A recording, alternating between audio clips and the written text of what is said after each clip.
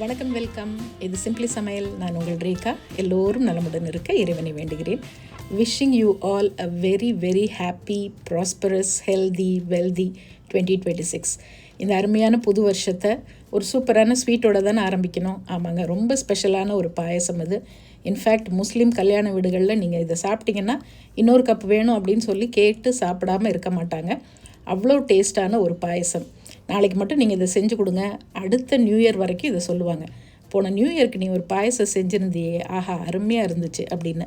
அப்படி ஒரு பாயசம் தான் செய்ய போகிறோம். நம்ம சேனலில் புதுசாக பார்க்குறவங்க சேனல் பிடிச்சிருந்ததுன்னா மறக்காமல் சப்ஸ்கிரைப் பண்ணிக்கோங்க. பெல் ஐக்கான் கிளிக் பண்ணிவிடுங்க. ஆல் பட்டனும் ப்ரெஸ் பண்ண மறந்துடாதீங்க. அப்போ தான் நான் போடுற வீடியோஸோட நோட்டிஃபிகேஷன் உடனே வரும். நீங்களும் மிஸ் பண்ணாமல் பார்க்கலாம். வாங்க இப்போ நம்ம கிச்சன் போய் செய்யலாம். ரொம்ப பாரம்பரியமான ஒரு பாயசம் இது. இதுக்கு பேர் முத்தஞ்சன். நிறைய பேர் இது கேள்விப்பட்டிருப்பீங்க, நிறைய பேர் இது சாப்பிட்ருப்பீங்க, நிறைய பேருக்கு இது தெரிஞ்சிருக்காது. எப்படி இருந்தாலும் பரவாயில்லைங்க, இந்த ஸ்பெஷல் பாயசத்தை நாளைக்கு மறக்காமல் செஞ்சிடுங்க. இதுக்கு தேவையான பொருட்கள் எல்லாம் டிஸ்கிரிப்ஷன் பாக்ஸில் லிஸ்ட்டில் கொடுத்துருக்கேன். அதில் ஒரு தடவை செக் பண்ணியிருக்கீங்க. 10 பேர் சாப்பிட்லாம். இப்போ இந்த கப்பில் 10 கப் அளவு வர பாயசம் குவான்டிட்டி தான் நான் செய்கிறேன். இதுக்கு முதல்ல தேவையான பொருட்கள் தான் பார்த்திங்கன்னா, ஒரு 100 கிராம் சீரக சம்பா அரிசி தான் வேணும். அந்த அரிசியை நல்லா வாஷ் பண்ணிவிட்டு ஒரு 10 நிமிஷம் ஊற வச்சுக்கோங்க. ஒரு 25 கிராம் பாதாமை இப்படி 1-2 பொடிச்சு வச்சுக்கோங்க. குறப்பாக பொடிச்சு வச்சுக்கலாம். ஒரு 25 கிராம் முந்திரி, 25 கிராம் இந்த சாரப்பருப்பு.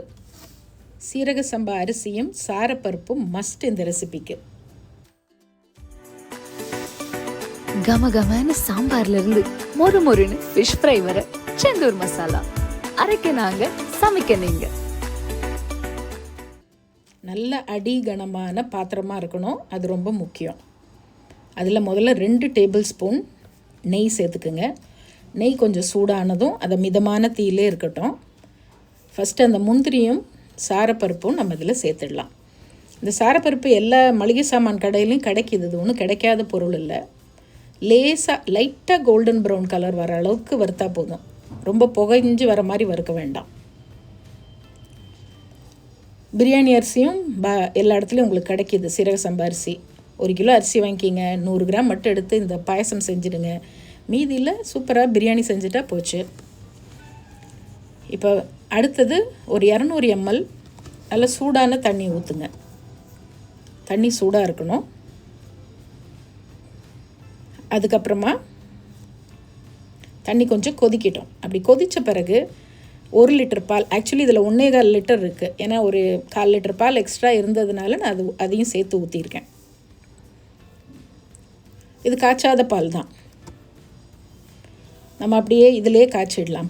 பால் நல்லா சூடாகி கொதி வரட்டும்.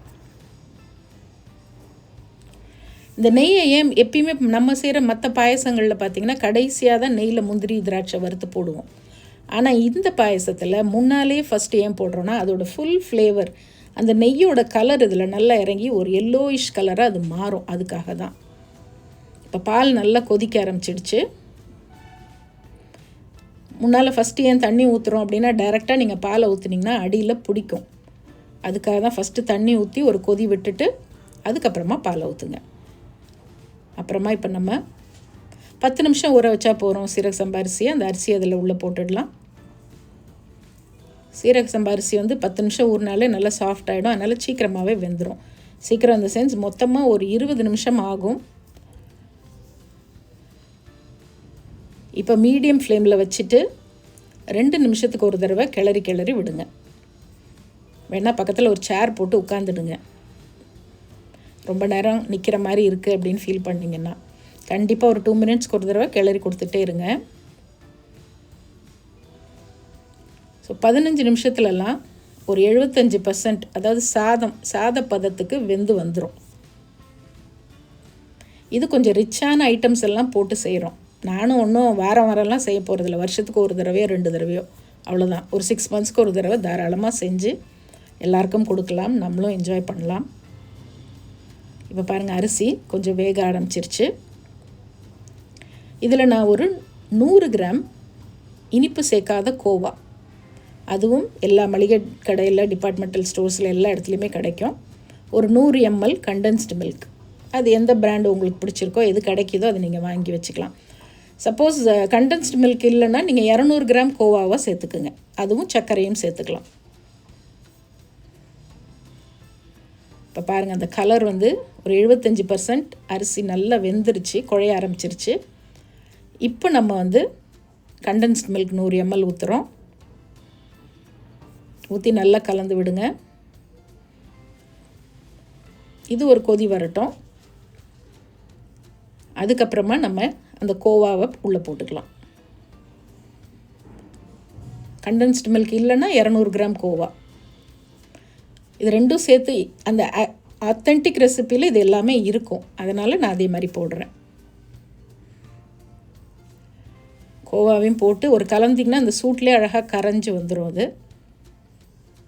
இப்போ ஒரு 100 கிராம்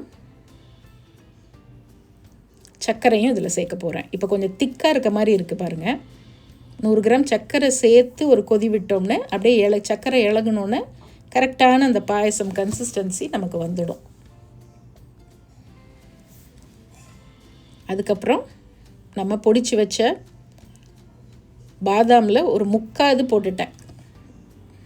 கொஞ்சம் வச்சுருக்கேன். கடைசியில் மேலாப்பில் அந்த கார்னிஷிங்க்கு போடுவோம் இல்லையா, அதுக்காக கொஞ்சம் மட்டும் ஒரு டேபிள் ஸ்பூன் அளவு வச்சுட்டு மற்றதெல்லாம் போட்டாச்சு. இப்போ எல்லாத்தையும் கலந்து 5 நிமிஷம் சிம்மரில் வச்சுடுங்க. சொல்ல மறந்துட்டேன், நம்ம பாதாம் பொடித்தோம் இல்லையா, அது கூடவே 4 ஏலக்காவையும் சேர்த்து தான் பொடிச்சிருக்கோம். அதனால் ஏலக்காய் தூள் தனியாக நான் சேர்க்கலை. நீங்கள் எல்லாம் தனித்தனியாக கூட பொடிச்சு சேர்த்துக்கலாம். பாதாம் போடும்போதே ஏலக்காய் தூளும் போட்டுடுங்க. இப்போ 5 நிமிஷம் சிம்மரில் விட்டு அப்படியே ஆஃப் பண்ணிட்டிங்கன்னா அப்படி கமகமான் வாசனை, அவ்வளோ டேஸ்ட்டு. அப்புறம் இவ்வளோ ஐட்டம் போடும்போது டேஸ்ட் எல்லாமே இருக்கும் அப்படின்னு நிறைய பேரோட நாங்கள் மைண்ட் வாய்ஸ் எனக்கு கேட்குது. சில ரெசிபீஸ் கொஞ்சம் ரிச்சாக அப்படி செய்யணுன்னா அது அப்படி தான் செய்யணும். நம்ம அதே மாதிரி ட்ரை பண்ணி பாருங்களேன். இது அப்படியே வெதுவெதுப்பாகவும் நீங்கள் சர்வ் பண்ணலாம். இப்போ நான் இந்த கப்ஸ் எடுத்திருக்கேன்ல, இந்த கப்பில் 10 கப்பு வரும். தாராளமாக 10 கப்பு வரும் உங்களுக்கு. ஸோ 10 பேர் சாப்பிட்ற குவான்டிட்டி இது. இது அடுத்த நாள் நீங்கள் ஃப்ரிட்ஜில் வச்சுட்டு கொஞ்சம் சில்லுன்னு சாப்பிட்டாலும் ரொம்ப சூப்பராக இருக்குங்க. ஸோ உங்களுக்கு எப்படி சாப்பிட்ணும், வெதுவெதுப்பாக இது இப்போ நான் கொதிக்க எடுத்து வைக்கிறேன். இது கொஞ்சம் அப்படியே வச்சுட்டு ஒரு 10 நிமிஷத்தில் ஆறிடும், வாமாக வந்துடும். அதுக்கப்புறம் நீங்கள் அப்படியேவும் கொடுக்கலாம், இல்லைன்னா ஃப்ரிட்ஜில் வச்சு அப்படியே கொஞ்சம் சில்லுன்னும் சர்வ் பண்ணலாம். ஸோ உங்களுடைய விருப்பம் அது. கண்டிப்பாக இது நாளைக்கு ட்ரை பண்ணி பார்த்துட்டு எப்படி இருந்துச்சுன்னு மறக்காமல் சொல்லுங்கள். இந்த புது வருஷம் நம்ம எல்லாருக்கும் நோய் நொடிகள் இல்லாத ஒரு நல்ல வருஷமாக அமைய எல்லாம் வல்ல இறைவனை பிரார்த்திக்கின்றேன். இன்பமே சூழ்க, எல்லோரும் வாழ்க. இன்னொரு ஃபேண்டாஸ்டிக் ரெசிபியோட மறுபடியும் பார்ப்போம். நம்ம சேனலை ஃபேஸ்புக்லேயும் இன்ஸ்டாகிராம் பேஜ்லேயும் ஃபாலோ பண்ண மறந்துடாதீங்க. அதோட லிங்க்கும் டிஸ்கிரிப்ஷன் பாக்ஸில் இருக்குது. அதே மாதிரி நம்மளுடைய செந்தூர் மசாலாஸோட டீட்டெயில்ஸ், கான்டாக்ட் நம்பர் நீங்கள் வாட்ஸ்அப்பில் ஆர்டர் ப்ளேஸ் பண்ணலாம். நம்மளுடைய ஆப்லேயும் ஆர்டர் ப்ளேஸ் பண்ணிக்கலாம். வேணுங்கிறவங்க அதையும் ஆர்டர் ப்ளேஸ் பண்ணுங்கள். இன்னொரு ஃபேண்டாஸ்டிக் ரெசிபியோட மறுபடியும் பார்ப்போம். இது சிம்பிளி சமையல். நான் உங்கள் ரேகா. தேங்க்ஸ் ஃபார் வாட்சிங். Take care. பபாய்.